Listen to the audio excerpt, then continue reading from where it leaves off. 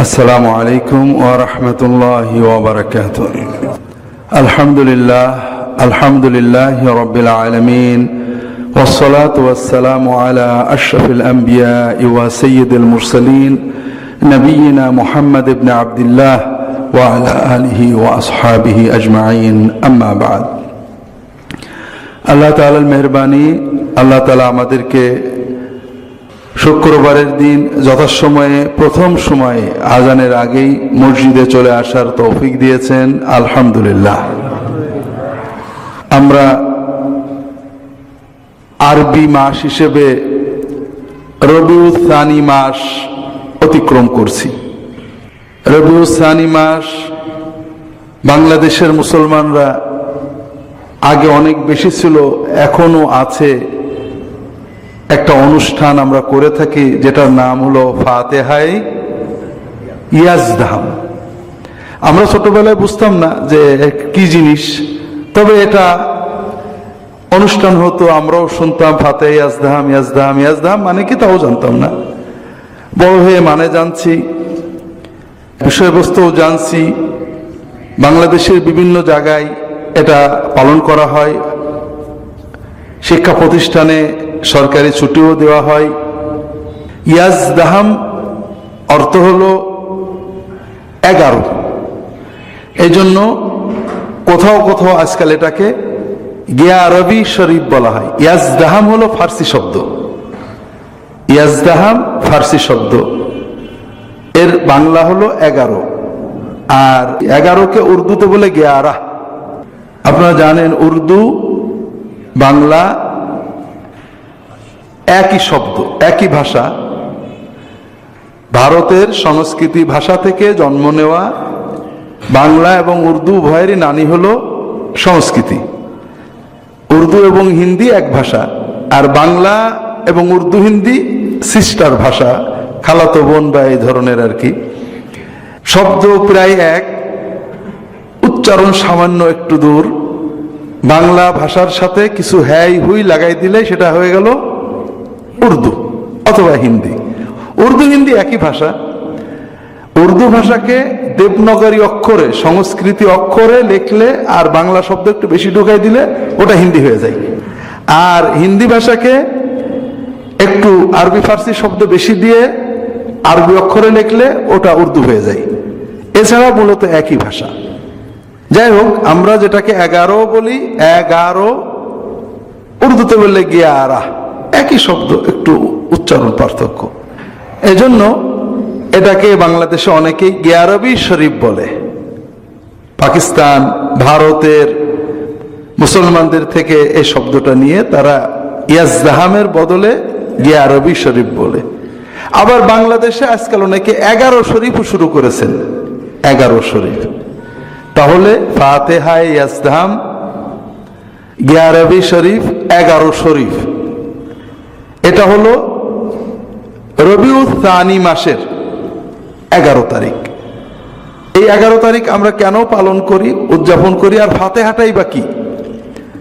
ফাতেহা মানে আমরা জানি, ফাতেহা মানে খোলা, উন্মোচন করা, দরজা খোলা।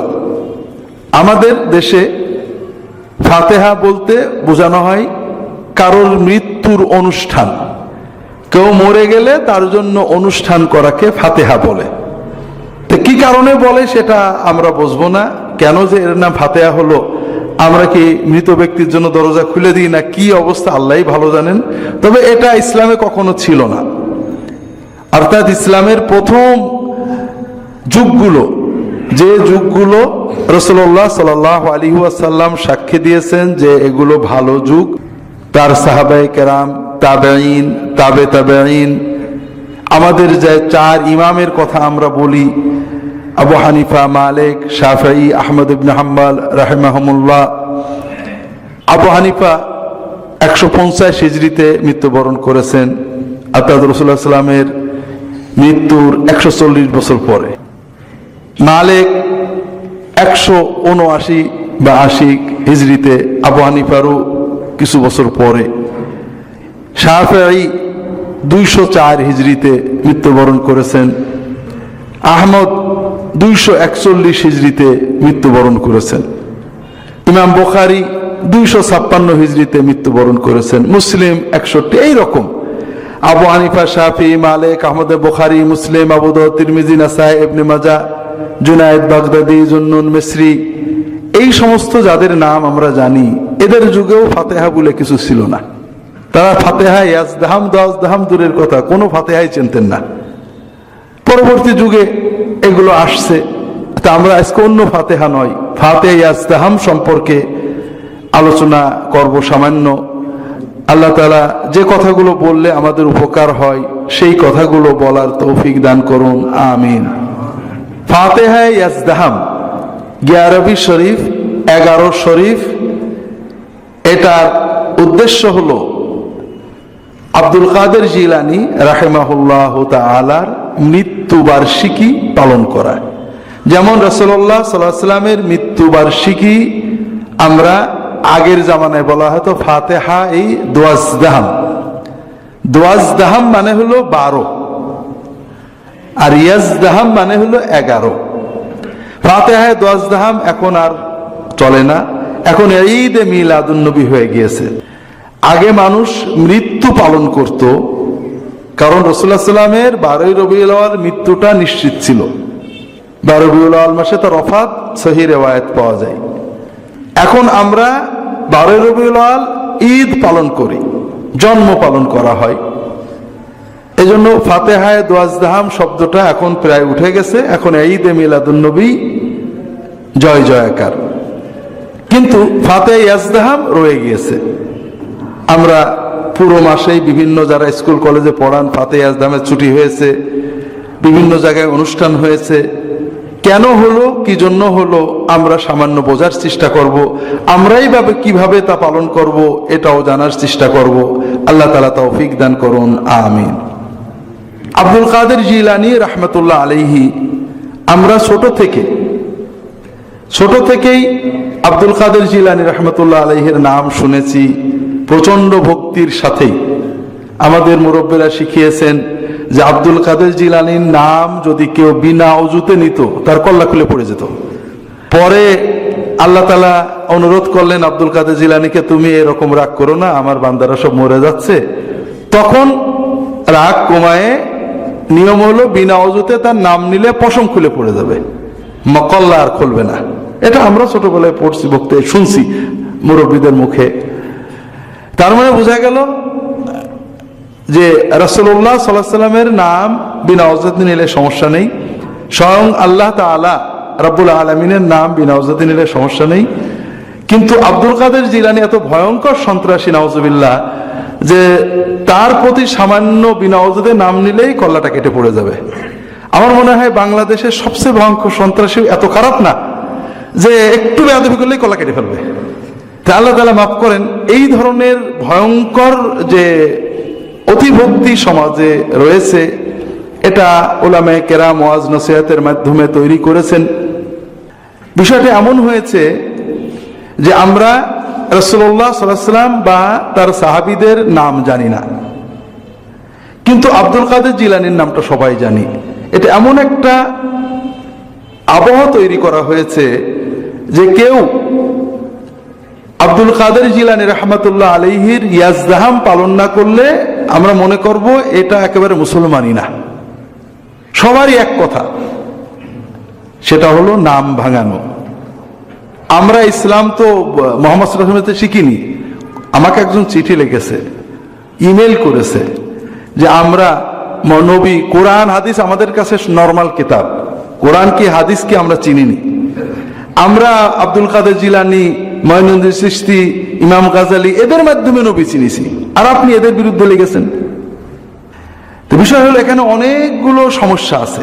যারা বলেন আল্লাহ জানেন তাদের মনের অবস্থা, আমরা কারোর বিরুদ্ধে কিছু বলছি না। এখানে অনেকগুলো কথা আছে ভাই।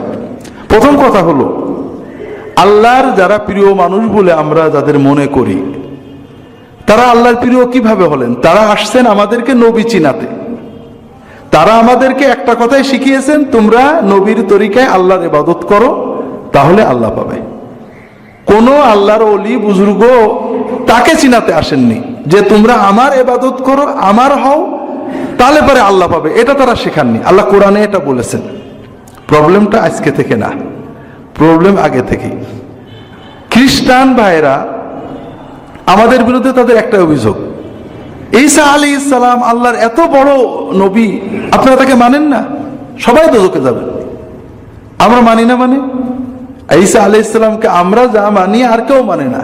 কিন্তু না, ওনারা ঈসা মাসির নামে যে মিথ্যা কথাগুলো বলবেন ওইগুলো মানতে হবে, যেটা কখনোই এমনকি প্রচলিত বাইবেলেও নেই।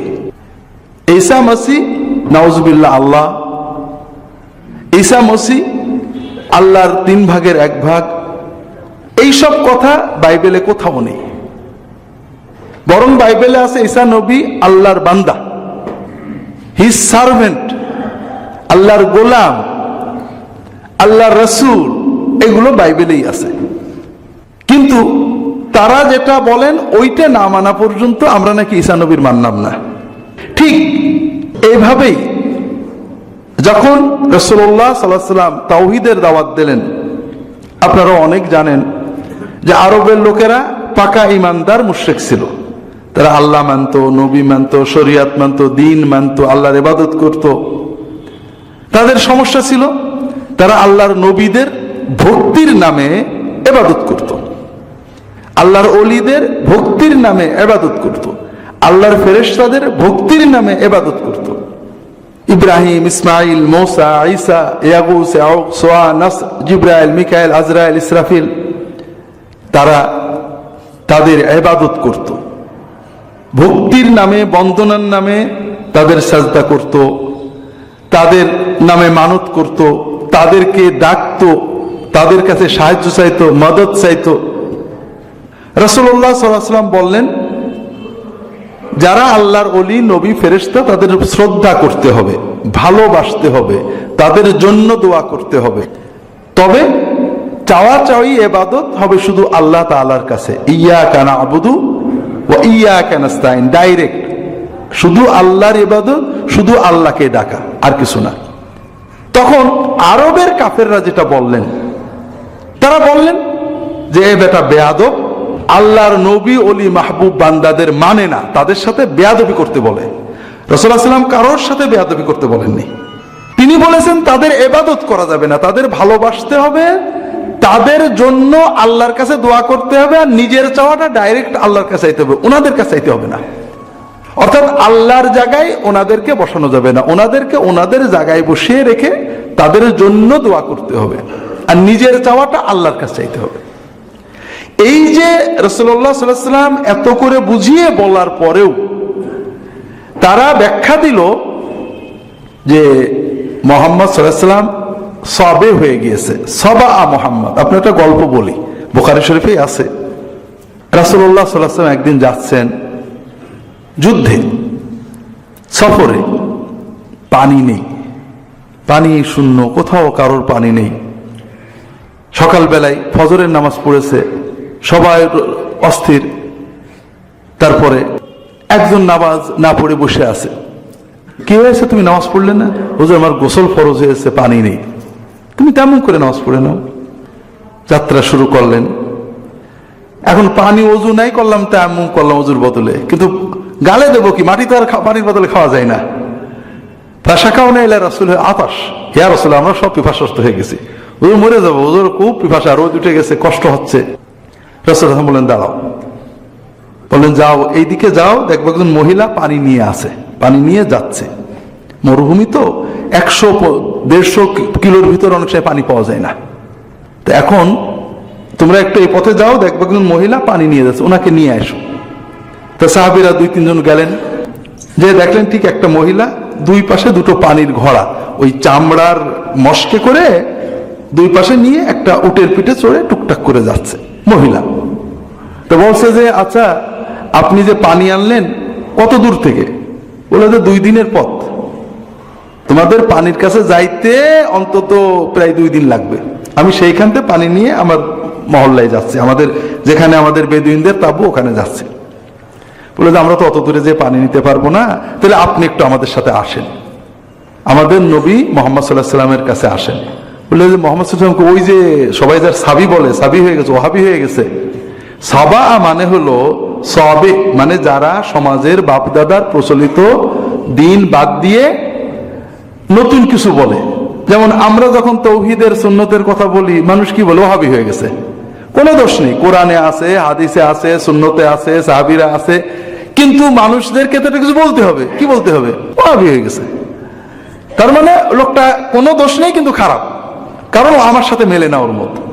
ওহাবি হয়ে গেছে মানে কি? কোরআন মানে না, মানে হাদিস মানে না, মানে নই মানে না, মানে কি মানে না? আউলিয়াদের মানে না, ওলিয়াদের মানে না। ওলিয়াদের মানে না মানে কোথায় বলেছে মানে না? সবারই তো মানছে, বলে না না, ওহাবি হয়ে গেছে।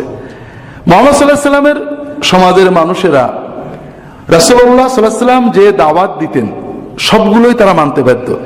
আল্লাহ এক, তারা মানত। আল্লাহর ইবাদত করো, মানত। পিতামাতার খেদমত করো, মানত। মিথ্যা কথা বলো না, মানত। রাসূলুল্লাহ সাল্লাল্লাহু আলাইহি সাল্লাম যত দাওয়াত মক্কায় দিয়েছেন, মক্কায় তার পর্দার দাওয়াত দেননি, মদ খাওয়া বন্ধ করেননি। আরবের মানুষ সবগুলোই স্বীকার করতো যে এগুলো ভালো। তাহলে মুহাম্মদ সাল্লাল্লাহু আলাইহি সাল্লাম কি দোষটা করছে? তিনি বলছেন যে ইয়াগুস, ইয়াউক, সুয়া, নাস সবার ভক্তি করো, শুধু আল্লাহর কাছে চাও। এ কথাও যে খারাপ এটা বলা কঠিন, যুক্তি দিলে বেরোয় না। এই জন্য সবাই বলতে গেল সাবা মুহাম্মদ, সবে হয়ে গেছে, অর্থাৎ বাপদাদার ধর্ম ত্যাগ করে নতুন কথা বলা শুরু করেছে। সবই ঠিক আছে, একটু উল্টেই ফেলেছে। এখন ওই মহিলা বলছে যাকাল্লাযী ইয়াকুলুনা সাবে, যাকে সবাই সবে বলে, সবে বলে মানে ওহাবি হয়ে গেছে, বাপদাদার ধর্ম ছেড়ে নতুন কিছু বানানোর সেই লোকের কাছে, বলে হ্যাঁ তার কাছে চলো। আসছে সাহাবীরা, ওই মহিলা উটের পিঠে চড়ে টুকটাক করে নিয়ে আসছেন 2 ভাঁড় ভর্তি পানি। রাসূলুল্লাহ সাল্লাল্লাহু আলাইহি ওয়াসাল্লাম বললেন যে ওর ভাঁড়টা নামাও। নামে রাসূলুল্লাহ সাল্লাল্লাহু আলাইহি ওয়াসাল্লাম হাত দিলেন ভাঁড়ের উপরে, দেওয়ার পরে পানি পড়তে লাগলো। সাহাবীদের বললেন যার যত পানির পাত্র আছে আগে ভরো। প্রত্যেকেই পানির পাত্রগুলো ভরলো। কয়েকশো মানুষ, প্রত্যেকেরই বললেন যে কেউ পানির পাত্র খালি রাখবে না, প্রত্যেকে পানির পাত্র ভরো। ভরার পরে বললেন এইবারে যার নগদ দরকার আছে, গোসল করার দরকার আছে গোসল করো, ওযু করার দরকার ওযু করো, খাওয়ার দরকার আছে খাও, ওগুলো ভরা থাক। আর ওই মহিলা চুপ করে দেখছে, তো সব পানি হয়ে গেছে। রাসূলুল্লাহ বলেন দেখো তোমার পানি কিন্তু আমরা নষ্ট করিনি, কমাইনি, আগে যেটুকু ভরা ছিল তার চেয়ে এখন বেশি ভরা আছে। রাসূলুল্লাহ বললেন যে তোমরা যার কাছে যা খাদ্য মেয়েটাকে হাদিয়া দাও। তো সাহাবীরা সবাই খেজুর, জব, আটা যার যেটুক ছিল আনলেন, এনে একটা বড় পুটলা হয়ে গেল। বললেন যে বাবা তোমার পানিটা থেকে আমরা একটু উপকার নিলাম, এই জন্য তোমাকে এটা দিয়ে দিলাম। ও চলে গেছে। ও তো সব দেখলো, ও তো মাথা ঘুরে গেছে যে কি দেখলাম। ও চলে গেছে। যাওয়ার পরে যখন মহল্লায় পৌঁছাইছে, তাবুতে ব্যস্ত হয়ে গেছে, দেরি হয়ে গেছে। তো এই যে নিয়ে আসছে, তখন তার প্রাইভেট কার ছিল না, উঠে আসছে গেছে, প্রায় 6-7 ঘন্টা লেট হয়েছে। এখন ওর বাড়ির লোকেরা সবাই বলছে এত দেরি হলো কেন? বলেছে ওই যে তোমরা যার সাবি বলো না, সেই সাবির কাছে গেছিলাম। কি হয়েছে? তো এই ঘটেছে, শোনো। হয় ওই লোকটা এই আসমানের নিচেই জমিনের উপরে সবচেয়ে বড় জাদুকর, আর নাইলে সত্যই সে আল্লাহর নবী।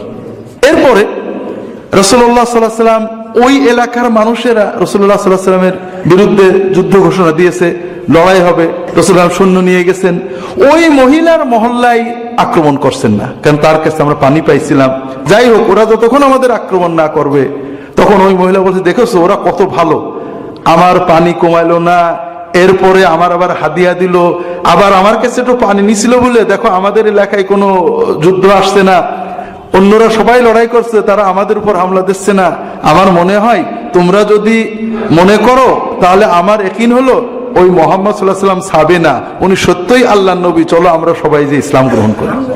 তো যেটা বলছিলাম ভাইরা, তাহলে সমাজের গালি হলো মুহাম্মদ সবই হয়ে গেছে, সবাই হয়ে গেছে, সবা মুহাম্মদ, অর্থাৎ প্রচলিত কাজকর্ম ছেড়ে নতুন কথা বলা শুরু করেছে।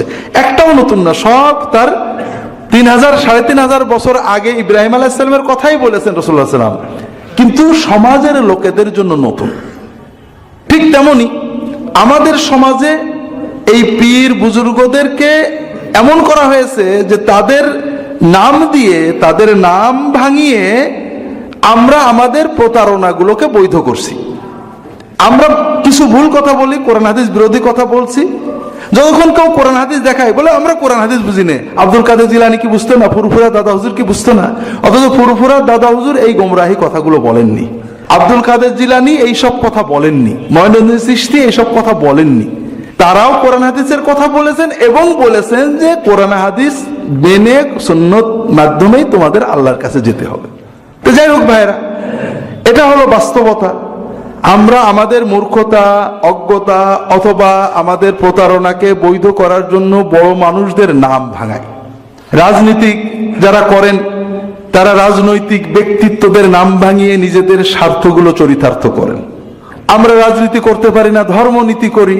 আমরা ধর্মীয় ব্যক্তিত্বদের নাম ভাঙিয়ে কখনো আব্দুল কাদের জিলানীর নাম, কখনো আবু হানিফার নাম, কখনো আলী ফাতেমার নাম রাদিয়াল্লাহু তাআলা আনহুম আজমাইন নাম ভাঙিয়ে আমাদের অন্যায় কাজগুলো করি। যারা শিয়া, বর্তমান সমাজে শিয়া অনেক প্রচার করছেন, সাধারণ মুসলমানদের শিয়া বানানো হচ্ছে ব্যাপক হারে। তাদের কথা একটাই যে ফাতেমা, আলী, হাসান, হোসেন আপনি ভালোবাসবেন না। আমরা সবাই তাদের ভালোবাসি, এমন কোন মুসলমান নেই তাদের ভালোবাসে না। কিন্তু তাদের ভালোবাসতে গেলে আবু বকর ওমর ওসমানকে গালি দিতে হবে, এটা কোথায় পেয়েছে? এই জন্য তারা শিয়া নাম দিয়ে কিছুই না, একটা রাজনৈতিক ক্ষমতা দখলের প্রতারণামূলক চেষ্টা রাসূলুল্লাহ সাল্লাল্লাহু আলাইহি ওয়াসাল্লাম আহলে বায়ত বংশধরের নামে তারা চালিয়েছেন। নাম রেখেছেন আলী, হাসান, হুসাইন, ফাতেমা রাদিয়াল্লাহু তাআলা আনহুম আজমাইন, তাদের নাম, মুহাম্মদ সাল্লাল্লাহু আলাইহি ওয়াসাল্লাম বংশধরের নাম। কিন্তু কাম করেছেন যেগুলো কখনোই তারা বলেননি। আলী রাদিয়াল্লাহু তাআলা আনহু আবু বকরকে ভালোবেসেছেন, ওমরকে ভালোবেসেছেন, ওসমানকে ভালোবেসেছেন, তাদের সাথে কর্ম করেছেন। কখনোই তাদেরকে গালি দিতে শেখাননি, তাদেরকে কাফের বলা তো দূরের কথা, তাদের পিছনে নামাজ পড়েছেন। এরা ঠিক সেই আলী, ফাতেমা, হাসান, হুসাইন রাদিয়াল্লাহু তাআলা আনহুমের নামে রাসূলুল্লাহ সাল্লাল্লাহু আলাইহি ওয়াসাল্লামের সাহাবীদেরকে গালি দিতে, কাফের বলতে শেখাচ্ছেন। ঠিক তেমনি আরেক গ্রুপ আব্দুল কাদের জিলানী, মঈনুদ্দিন চিশতি, নিজামুদ্দিন আউলিয়া, জুন্নুন মিসরি, জুনায়েদ বাগদাদি ইত্যাদি, বায়েজিদ বুস্তামি ইত্যাদি ইত্যাদি ইত্যাদি বিভিন্ন নেককার মানুষদের নামে তাদের প্রতি আমাদের যে ভালোবাসা, শ্রদ্ধাবোধ, এই শ্রদ্ধাবোধকে পুঁজি করে তাদের নাম ভাঙিয়ে আমাদেরকে কোরআন সুন্নাহ বিরোধী কথাগুলো বলছেন, শেখাচ্ছেন। আর যখন আপনি কোরআন সুন্নাহর কথা বলবেন, আমরা কোরআন হাদিস বুঝি না, আমরা হুজুর অমুকের বুঝি, এই প্রতারণামূলক কর্ম সমাজে চলছে। বাঁচার উপায় আমরা সবাইকে বন্ধ করতে পারবো না ভাই। রাজনীতির নামে প্রতারণা চলবে, ধর্মের নামে প্রতারণা চলবে, চলবেই চলবে।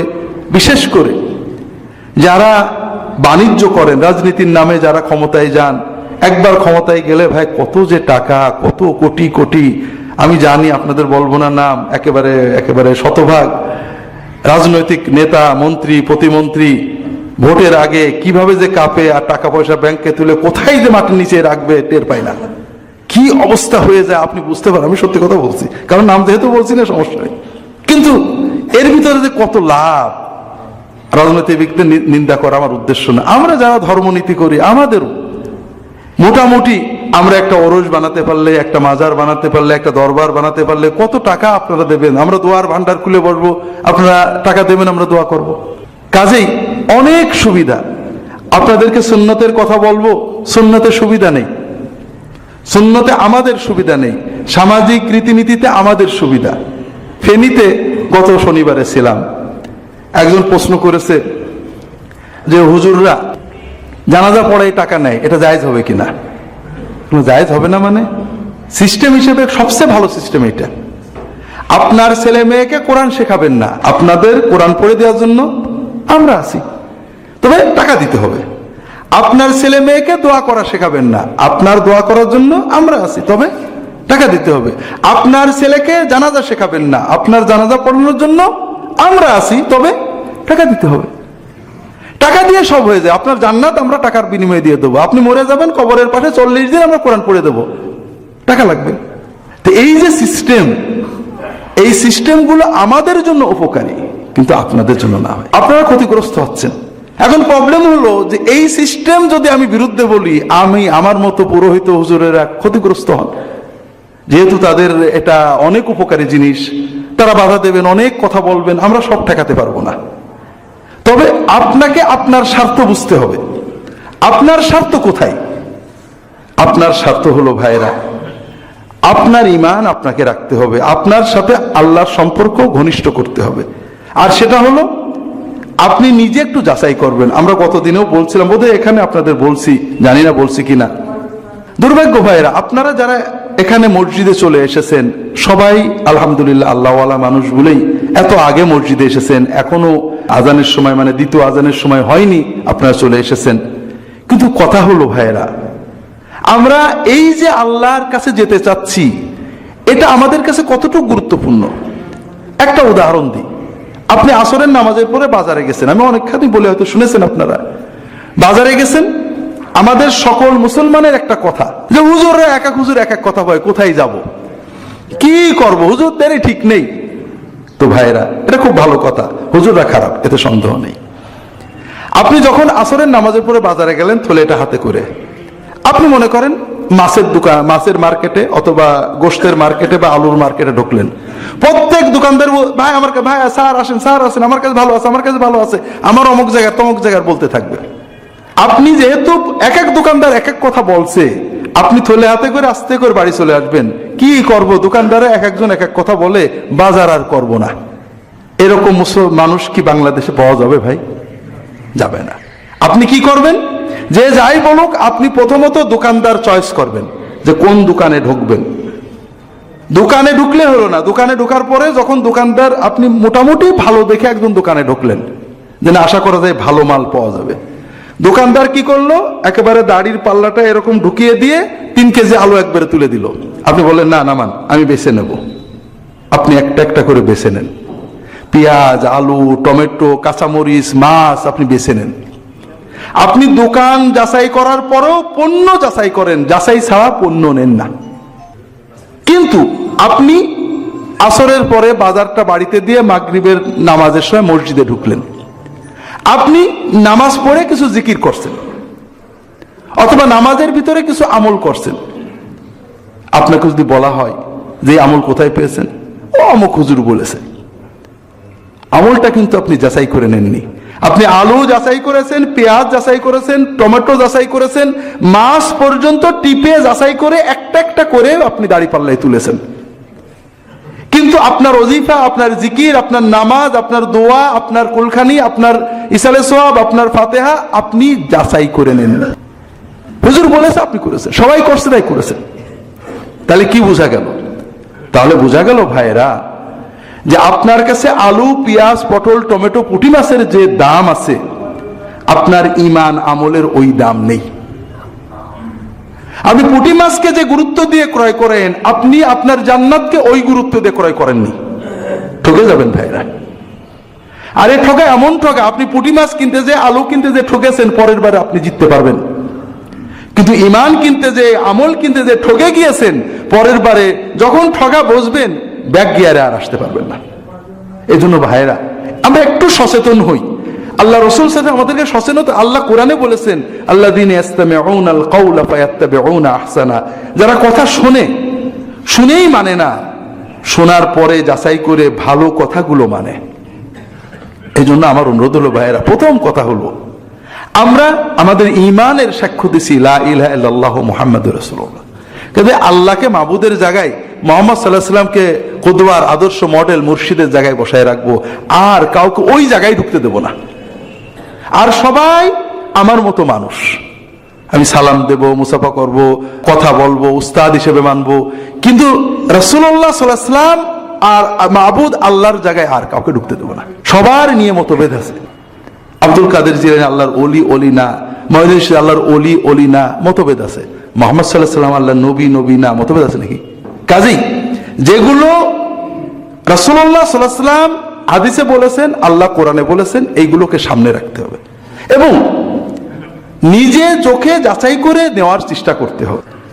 এছাড়াও যত কথা আমরা বলবো বুজুর্গদের নামে, পীর মাশায়েখের নামে, আলেম ওলামাদের নামে, যাচাই করতে হবে। আমিও যেটা বলবো যাচাই করতে হবে।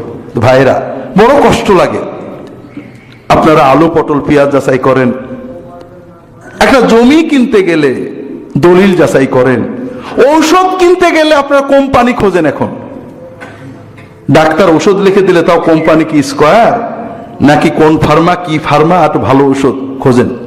দুর্ভাগ্য, ইমান আমল কিনতে গেলে আপনারা খোঁজেন না ইমান আমল সহি কি সুন্দর কি, আমাদের কথার উপরে পুরো আস্থা রাখবেন না, নিজেরা টুকটাক যাচাই করবেন। যাচাই করার মাধ্যমে হ্যাঁ, আপনি যখন 5 বার এক ডাক্তারের কাছে চিকিৎসা করাবেন, 5 বার এক দোকান থেকে মাল কিনবেন, যখন দেখবেন যে না মানের মাল দেয়, আপনি 10টা যাচাই করবেন, 2টো যাচাই ছাড়াও নিতে পারবেন। তবে চিন্তা থাকবে যে যে কেউ ভুল করতে পারে। এটা হলো আমাদের বাঁচার উপায় ভাইয়েরা। সমাজে প্রতারণা থাকবে, ধোঁকাবাজি থাকবে, সব ক্ষেত্রে আইনে আছে, কোর্টে আছে, রাজনীতিতে আছে, মার্কেটে আছে। কিন্তু তাই বলে তো আমি আমার ইমানকে অবহেলা করতে পারি না।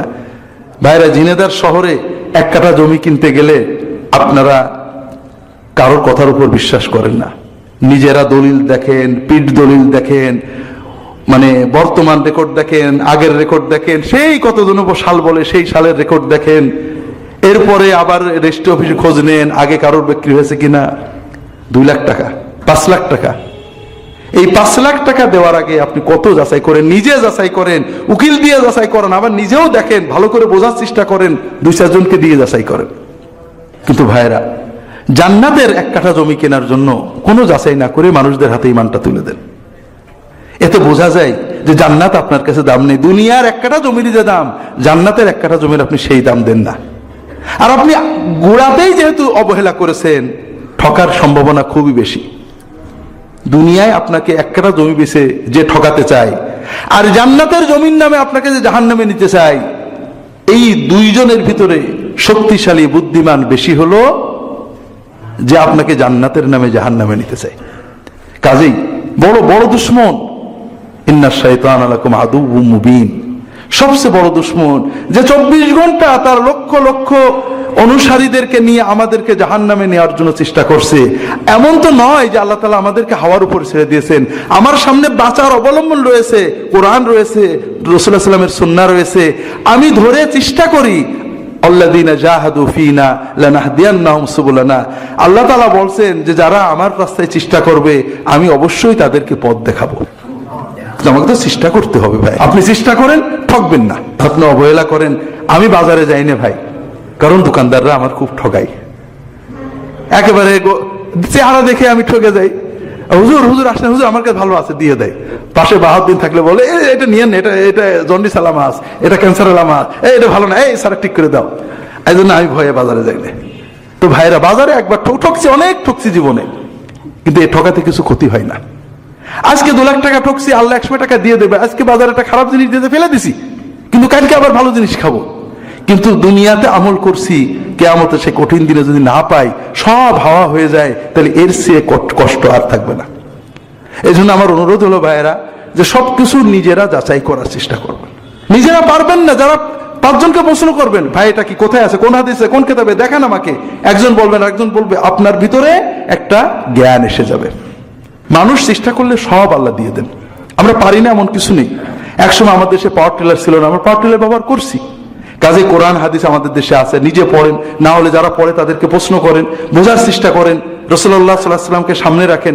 আল্লাহ তাআলা আমাদের সবাইকে তৌফিক দান করুন, আমিন। এক কথা বলতে যে ভূমিকায় বেশি সময় চলে গেল। আব্দুল কাদের জিলানী রাহমাতুল্লাহ আলাইহি, তিনি ছিলেন পারস্যের মানুষ, ইরানের মানুষ। 461 হিজরি, অর্থাৎ রাসূলুল্লাহ সাল্লাল্লাহু আলাইহি ওয়াসাল্লামের ওয়াফাতের 450 বছর পরে তার জন্ম। জন্মের পরে তখন মুসলিম বিশ্বের রাজধানী ছিল বাগদাদ, এলেম কালাম সব বাগদাদে ছিল। এই বয়স 17-18 হলে তার আম্মা তাকে বাগদাদে পাঠিয়ে দেন। বাগদাদে এসে তিনি হাম্বলি মাযহাবের বড় বড় ফকিহদের কাছে, আলেমদের কাছে ফিকহ পড়েন, হাদিস পড়েন, বড় আলেম ছিলেন। এরপরে দাব্বাস নামে একজন বুজুর্গ ছিলেন, তার সহবতে যান। আগেই বলি, এই যে আমরা পীর আর মুরিদ, এটা কিন্তু আব্দুল কাদের জিলানীর সময় ছিল না। মুরিদ হওয়া, মুরিদ হইতে হয়, বায়াত করতে হয়। আব্দুল কাদের জিলানী বায়াত হননি, শুধু রাষ্ট্রপ্রধানের জন্য বায়াত হয়েছেন। খলিফা, আব্বাসী খলিফার বায়াত হয়েছেন, আর কারোর বায়াত হননি। পীরের কাছে যে মুরিদ হতে হয়, বায়াত হতে হয়, এটা সাহাবী তাবেঈন যুগে কিছু ছিলই না। আব্দুল কাদের জিলানীর যুগেও এগুলো, এমন মঈনুদ্দিন চিশতির যুগেও এগুলো ছিল না। আপনি পড়ে দেখেন, তাদের লেখা বই পড়েন, সহবত পীরের কাছে যাওয়া হতো সহবতের জন্য, সাথী হওয়ার জন্য, সাহচর্য নেওয়ার জন্য। এটা হলো কোরআন সুন্নাহ নির্দেশিত একটা ইবাদত। যখন আপনি একজন ভালো মানুষের সহবতে থাকবেন, তার কাছে থাকবেন, তার সাথে জামাতে নামাজ পড়বেন, তার কথাগুলো শুনবেন, 2 মাস, 1 মাস, 6 মাস, 1 বছর, আপনার আমল অনেক পরিবর্তন হয়ে যাবে। আমরা এখানে ভয়ঙ্করতম ভুল করি। আমরা পীর মাশায়েখদেরকে আল্লাহ এবং তার নবীর জায়গায় বসাই দিই। ভালো মন্দ, কল্যাণ অকল্যাণ আল্লাহর, আর দ্বীনের তরিকা শেখানো নবীর। আমরা ভালো মন্দ পীর সাহেবের হাতে দিয়ে দিছি, তরিকা শেখানো পীর সাহেবের হাতে। পীর সাহেব সহবত দেবেন একজন নেককার মানুষ, যিনি আল্লাহর আবেদ, যিনি আল্লাহর ভয়ে সবসময় কাঁদেন, যার কাছে গেলে এমনি আল্লাহর ভয়ে চোখের পানি আসে, নেককার, তিনি ইমাম হোক, আলেম হোক, যে কোনো নেককার ভালো মানুষের কাছে যখন আমরা বসবো, ভালো ভালো কথাগুলো শুনবো, আমাদের ভিতর এর তাসির হয়। এই জন্য কোরআনও আমাদেরকে উৎসাহ দিয়েছে, কুনু মা'আস সাদিকিন, কুনু মা'আল মাশায়েখ বলেননি, কুনু মা'আল উলামা, কোথাও নেই আলেমদের কাছে যাওয়ার কথা। আমলের গুরুত্ব দিয়েছে, যাদের ভিতরে সত্যবাদিতা আছে, যারা আল্লাহর সাথে সত্যবাদী, যারা বান্দার সাথে সত্যবাদী, যারা নেককার, যারা ভালো মানুষ, সাদেকিন কারা তাও আল্লাহ সূরা বাকারায় বলে দিয়েছেন যে যারা ঈমান, আমল, তাকওয়া, জিহাদ, দান, খয়রাত সব ব্যাপারে স্থির, তারা হলো সাদেক। তো যাই হোক, রাসূলুল্লাহ সাল্লাল্লাহু আলাইহি ওয়াসাল্লাম ওফাতের পরে সাহাবীদের যুগে একজন পীর সাহেবের মুরিদ হওয়ার কোনো নিয়ম ছিল না। তাবেঈনরা, তাবেঈনরা, হাসান বসরি, আব্দুল আহাদ ইবনে যায়েদ, তারা বিভিন্ন নেককারদের কাছে যাইতেন, একজনের কাছে বেশি, অন্যদের কাছে যাইতেন। এটা হলো সুন্নাহ পদ্ধতি, যে আপনি নিজে কোরআন সুন্নাহ পড়বেন, এমনি সাধারণ মুসলমানদের সাথে মহব্বত রাখবেন, সহবত রাখবেন, সমাজে ভালো একাধিক আলেমের কাছে যাবেন, পীর নামে হোক, আলেম নামে হোক, বুজুর্গ নামে হোক, ইমাম নামে হোক, যাবেন, বসবেন, আল্লাহর মহব্বত হৃদয়ে আনার চেষ্টা করবেন। কারণ একজন খাস করলে, ভালো মানুষকে খাস করলেও দেখা যাবে ওই ভালো মানুষটা এমন হয়ে গেছে যে মুহাম্মদ সাল্লাল্লাহু আলাইহি ওয়াসাল্লামের জায়গায় পৌঁছে গেছে। আপনি গেছেন ওই ভালো মানুষের সহবতে থেকে নবীজি সাল্লাল্লাহু আলাইহি ওয়াসাল্লামের তরিকায় আল্লাহর ইবাদত শিখবেন বলে, কিন্তু ওই ভালো মানুষটাকে আপনি একমাত্র ধরেছেন। এখন তার প্রতি মহব্বত, ভক্তি বাড়তে বাড়তে দেখা যাবে মুহাম্মদ সাল্লাল্লাহু আলাইহি ওয়াসাল্লাম আড়ালে চলে গেছেন। উনি, আপনি স্বপ্নে হুজুরকেই দেখেন, আপনার মহব্বত হুজুরের জন্য রাসূলুল্লাহ সাল্লাল্লাহু আলাইহি ওয়াসাল্লাম আড়ালে পড়ে গেছেন। রাসূলুল্লাহ সাল্লাল্লাহু আলাইহি ওয়াসাল্লামের সুন্নতের কথা বললে আপনার অন্তর অস্থির হয় না, আপনি চিন্তা করেন হুজুর এটা করেন কিনা। এই জন্য একজন লোকের সাহেব হওয়া তাবেঈনদের যুগে, ইমাম আবু হানিফার যুগে, এরকম যুগে ছিল না। তারা একজন হতে বেশি যাইতেন, অন্যান্য নেককার সবার কাছেই সাহেব হতেন, তাদের কাছে বসতেন, ওয়াজ নসিহত শুনতেন, দিন অন্তরের ভিতরে আল্লাহর মহব্বত, আল্লাহর বেলায়েত আনার জন্য চেষ্টা করতেন। যখন আব্দুল কাদের জিলানী রাহমাতুল্লাহ আলাইহির সময় হলো পতনের সময়, ক্রুসেড যুদ্ধ শুরু হয়ে গেছে। তখন আমি বলবো, যদি আল্লাহ তৌফিক দেন এই জুমায় ব্যাখ্যা করবো, নইলে আগামী জুমায় ব্যাখ্যা করবো আব্দুল কাদের জিলানী রাহমাতুল্লাহ পরিবেশ কি ছিল। ওই সময়ে সাহাবীদের যুগ চলে, খুব ভালো করে বোঝেন। সাহাবীরা 110 হিজরির ভিতরে মৃত্যুবরণ করেছেন সবাই। তাবেঈনরা 150-60 হিজরির ভিতরে মৃত্যুবরণ করেছেন। তাবেঈনরা 200 থেকে 210-15 ভিতরে সবাই মৃত্যুবরণ করেছেন। চতুর্থ প্রজন্ম আতবা ও তাবেঈন, এরাও মোটামুটি 300 হিজরির ভিতরে সবাই শেষ হয়ে গেছেন। অর্থাৎ ইসলামের সোনালী যুগ, যে যুগগুলোর জন্য রাসূলুল্লাহ সাক্ষী দিয়েছেন এই যুগগুলোতে ভালো বেশি থাকবে, এগুলো 300 হিজরির ভিতরে শেষ হয়ে গেছে। বাস্তব বিষয় হলো যে রাজনৈতিকভাবে মুসলমানদের পতন 300 হিজরির পরে শুরু হয়ে গেল। ভিতরে আভ্যন্তরীণ বিচ্ছেদ, ছোট ছোট বিচ্ছিন্ন রাষ্ট্র হয়ে গেল। এরপরে 500 হিজরির আগেই 490 হিজরি 1090-92 খ্রিস্টাব্দ থেকে ক্রুসেড যুদ্ধ শুরু হলো। পতনের সময় আলেম ওলামা কমে গেছেন, নেককার মানুষ কমে গেছেন। এই সময় অনেকে একজনের সহবতে যেতেন, কিন্তু মুরিদ নাই, বায়াত হননি। মুরিদ বলে কিছু ছিল। মুরিদ মানে যে চাই, মুরাদ মানে যাকে চাওয়া হয়। আমাদের চাওয়া তো এক, আল্লাহ।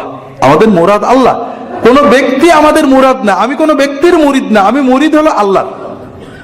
তবে আমি আল্লাহকে পাওয়ার জন্য একজন নেককার মানুষের সহবত নেব, তার সাহেব হব। আব্দুল কাদের জিলানী রাহমাতুল্লাহ আলাইহি শেখ দাব্বাসের সাহেব হলেন। তিনি খুব আবেদ ছিলেন। সাহেব হলে কি হয়, ভালো মানুষ যারা, তারা সাহেবদের সাথীদের অন্তর থেকে অহংকার দূর করার চেষ্টা করেন। ধাক্কা মেরে পানিতে ফেলে, এই জুতো সব করো। 1 মাস ধরে জুতো সব করলো। আমাকে এক তবলিগের ভাই, আমার ছোট মেয়েটা যখন জন্ম হলো ঢাকায় সেন্ট্রাল হাসপাতালে, 2002 সালের ডিসেম্বর মাসের শেষে, একদম শেষে আমার ওই ওটিতে আর এক তবলিগের ভাইয়ের ওয়াইফও ঢুকেছে। তো বলছে যে আমাদের তবলিগের মুরব্বীরা বলেন যে ভালো পীর সাহেবদের মুরিদ হবা। তা আমার পরিচয় হয়েছে ফুরফুরা হুজুরের জামা ইত্যাদি। তা এখন আমরা তো পারি না, কার মুরিদ হবো কন? তা আমি বললাম যে এখনকার পীর সাহেবরা আগের পীরের মতো নেই। পীরের সহবত নিতে হয়, 1 মাস 2 মাস 6 মাস থাকতে হবে। পীর সাহেব বসবে, ওর মনের ভিতরে কোন দিকটা লোভ বেশি গুতবে, লোভ দূর করবে। অহংকার বেশি, এই জুতো সাফ করো, গো সাফ করো, অহংকার দূর করাবে। এইরকম মুরব্বী অর্থাৎ প্রতিপালনকারী পীর নেই। আপনি তবলিগের সহবতে এটা পেয়ে যাবেন। খেয়াল করেন, তবলিগ জামাতে একটা বড় উপকার হলো, ডিসি সাহেব তবলিগে গেলেও দেখা যায় মাটি কাটছে, গুসাফ করছে, আরেকজন রান্না করছে। অর্থাৎ মানুষের খেদমত, অহংকার অন্তর থেকে দূর করা, মানুষের সাথে আদব, আল্লাহমুখিতা, এগুলোর জন্য একজন ভালো মানুষের সহবত উপকার করে। তো যেটা বলছিলাম ভাইরা, দাব্বাস ওই রকম একজন মুরব্বী অর্থাৎ প্রতিপালনকারী ছিলেন। আব্দুল কাদের জিলানী কখনো শীতের ভিতর ঠান্ডা পানিতে ফেলে দিতেন, দেখি ও তো বড় আলেম, বড় অহংকার আসে কিনা। হ্যাঁ, এরকম একটা মানুষ আমাকে পানি আমি চলে যাই। বিভিন্ন ভাবে অন্তর থেকে অহংকার দূর করা, এবাদতে মন বসানো, এবাদতের অভ্যাস করানো, দীর্ঘ এবাদত করা, জিকির ওজিফা করা, এইভাবে বছর বা তার বেশি সময় তিনি দাব্বাসের সহবতে থাকলেন। উদ্দেশ্য অন্তরটাকে আখিরাতমুখী করা। এরপরে এটা হালত হয়, যারা ইবাদত করেন তাদের হয়, তখন মনে হয় আর সংসারে যাব না, কি মজা লাগছে, বসে আছে আল্লাহ জিকির কিছু, অন্তর যেন জান্নাতের আনন্দ পাচ্ছে। কিন্তু এই মজা ইসলামের বড় মজা না। ইসলামের বড় মজা আপনার বউ বিবি বাচ্চা কাঁধে নেবেন, কষ্ট করবেন, মানুষের ভিতরে যাবেন। যেমন হানজালা রাদিয়াল্লাহু তাআলা আনহু রাসূলুল্লাহ সাল্লাল্লাহু আলাইহি ওয়াসাল্লামের কাছে বলেন, ইয়া রাসূলুল্লাহ, নাফাকা হানজালা, হানজালা মুনাফিক হয়ে গেছে। কেন? যখন আপনার কাছে বসে থাকি কি মজা লাগে, মনে হয় জান্নাত দেখছি, জাহান্নাম দে, অন্তরটা আল্লাহর ইমানে একেবারে ভরপুর হয়ে যায়। আর বাড়িতে যেয়ে যখন বউর সাথে ফাজলামি করি, সংসারের কথা বলি, তখন ওই মজা আর থাকে না, তখন অন্তরটা শুধু দুনিয়ামুখী হয়ে যায়। এটা নিশ্চয়ই আমি মুনাফিক হয়ে গেছি হুজুর। রাসূলুল্লাহ বললেন, না, লা ইয়া হানজালা ওয়ালাকিন সা ওয়া সা। এরকমই মানুষ কিছু সময় ইমানকে জোরদার করছে, কিছু সংসার করতে হবে। আব্দুল কাদের জিলানীর ভিতরে এমন একটা ভাব আসলো, আর সমাজে যাব না, এই জঙ্গলে আল্লাহর ইবাদত করি, এটাই তো মজা। কিন্তু আল্লাহ তাআলার পক্ষ থেকে বারবার ধাক্কাতে মনে ধাক্কা এসো, না তুমি যাও, সমাজে দাওয়াত দাও, সমাজের মানুষদের ভালো করার চেষ্টা করো। আমরা যদি আল্লাহ তাআলা তৌফিক দেন, আগামী জুমায় আব্দুল কাদের জিলানী রাহমাতুল্লাহ আলাইহির জীবনের বাকি দিকগুলো আলোচনার চেষ্টা করব, যদি আল্লাহ তাআলা আমাদের তৌফিক দেন ইনশাআল্লাহ তাআলা।